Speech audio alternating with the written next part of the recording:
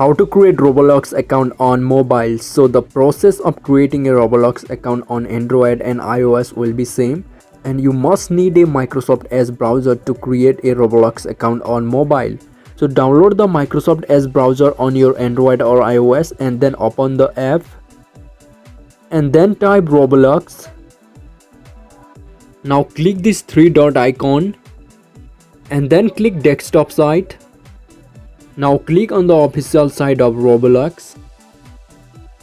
Now it asks you to sign up, so let's create an account. It's very simple guys. You have to select your date of birth first, and then you have to put a username, and then you have to create a password, and then you have to select a gender, and then you have to click sign up. So let me do this real quick. It's very simple.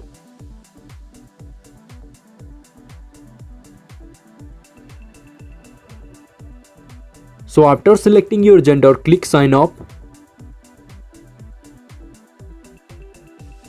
Now it asks you to verify your account, so click verify. Now it asks you to toss the arrow to roll the ball, so toss the arrow. And then it says when the image is correct way up, toss down. So make this image correct way up. And then click done. And then wait for some second.